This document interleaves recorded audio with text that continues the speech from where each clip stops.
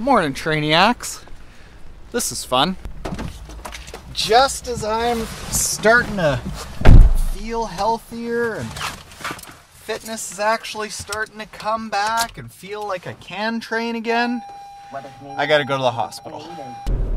Now, things aren't dire and serious, but I've had this injury for 3 weeks.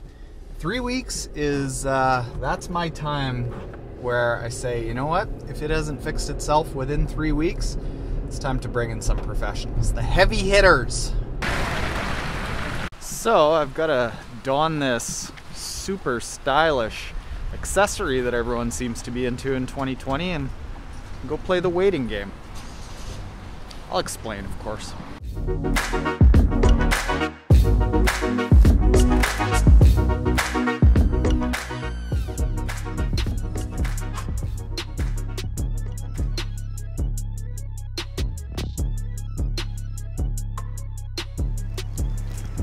Interesting setup. So go in, wait in the waiting room for a little bit, then they call me up and then they give me a little card that says come back at such and such time. Hasn't the world been asking for that for like decades? And as far as I know, no, can't do it. Too logistically difficult. That's impossible. Well, here's a virus. Practice. Ooh, careful, careful, careful. Okay, here's what's happened. So I've talked a little bit in the past few weeks about how I want to start training up for a kettlebell certification. Well, how the kettlebell certification works is I've got to demonstrate proficiency with like the basic kettlebell movements, a snatch, a swing, a deadlift, all these types of things.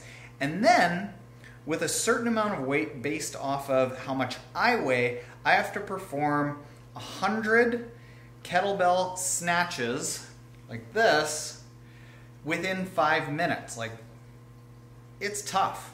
And here's the tough thing. My weight, which, you know, when I'm really fit is 150 to 160 pounds, I have to do the same 53-pound kettlebell as a 220-pound person for those 100 snatches. So when I see this and I start doing all this kettlebell work, instead of grabbing this little guy and saying, you know what, I need to get familiar with the movements like I would tell any other person to do, I figure, hey, I better start getting comfortable with the big boy, the 45-pounder. Very first exercise I do, a Turkish get-up, something just kind of went eek, and my rib didn't like it. But at the time, it wasn't that bad. I actually still felt fairly decent, so I kept doing a little bit of kettlebell work, I kept swimming, biking, running, I kept golfing, and then finally, after 2.5 weeks, the pain became so bad that I had to pull out of a golf round at the 5th hole, and I couldn't even bend down to grab the tee. So the rule of thumb that I was once told by a physiotherapist is, if something is still going on 3 weeks later, you need to see somebody that is a specialist in it. And the difference between do I go to a typical doctor or do I go to a physiotherapist is it acute? Like, was there a instance that caused an injury? If that's the case, the injury didn't happen because of something that I'm functionally doing with my biomechanics. If, however, it's a chronic injury where it just kind of built up and built up and built up and then eventually it starts hurting, that's a chronic injury. So there's something that is imbalanced, or there is something that is not firing quite right. It's not functioning well enough to avoid injury, or it's not strong enough to avoid injury. So with this being acute, there's something torn, there's something out of place, there's something...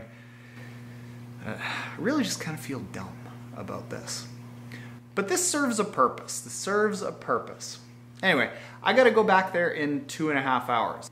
But it's 10:10 now, so that means in 2 hours, 20 minutes, I gotta go back there and we'll find out what this actually is. And then after, we'll talk about the purpose of, like, why am I doing this? Why why go and start throwing around kettlebells?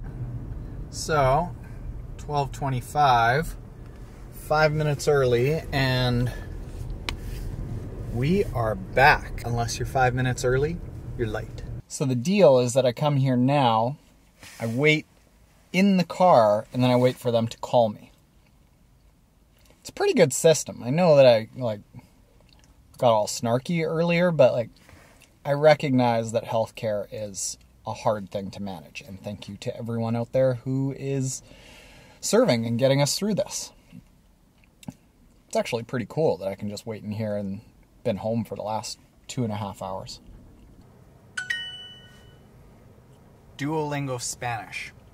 I am going on 134 consecutive days. I'm going to be able to go down to Campeche or Lanzarote and actually maybe be able to understand where the bathroom is.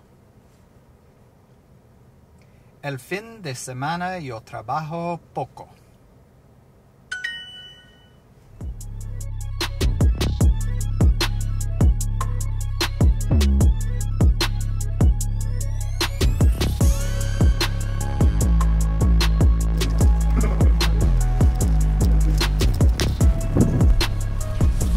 Short story, no fractures. That's a good thing. Probably some severe tears from the muscles and cartilage that's in between the ribs. I deserve this. So, here's the benefit to that. A year ago, when this channel was really all about all I do is try to hit PBs in triathlons and share a little bit about that. Had this happened, all of a sudden the channel would have been a total failure because I injured myself and then I can't train and I'm not reaching my goals. But when now with this new sort of approach about going on endurance adventures, learning and injuries and sharing that lesson is part of the journey. So, now I'm thinking about, all right, well, how do I structure kettlebell workouts so that it's safe for teamtrainiac.com? And what I'm going to say to you is if you're just starting out, don't start with the heaviest weight that you've got in your kit. Yeah, not newsflash there. Instead, start with something that is really, really easy. So easy that you can get the technique down. Start watching a lot of videos about technique to understand how to execute the technique safely, and then start gradually adding load. Because even just the neuromuscular triggering of doing the action will make you stronger. You don't have to start with a whole bunch of load, because essentially it's not giving you any added benefit by having that extra load. And that process of learning with this, learning with trail runs, learning with road races, I think that's exciting for me to share with you and to share those broad lessons about endurance adventures as opposed to just try lessons. Now you might be wondering why I'm at the pool. About 5 years ago, we wheeled one of these pool boxes of our own on deck, and it's been here ever since without issue until last week when I got notification that somebody locked up our pool box. And I left a note on here over the weekend saying that unless this lock was taken off by today, I'm cutting it off. So we have some cutting to do. I'm sure the lifeguards won't notice me walking in here with a grinder. Well, crisis averted, but along with it, an opportunity for a really fun video. When a coach from a swim club saw me pull these babies out on one of their locks, they realized the error of their ways, came over and unlocked it. I was really looking forward to just being devilish on the pool deck there. Having your own contraband swim box alone feels dangerous and cool. But bolt cutting a lock off my own contraband pool box to tell people you can't keep me from my own stuff, man, that's James Dean level cool.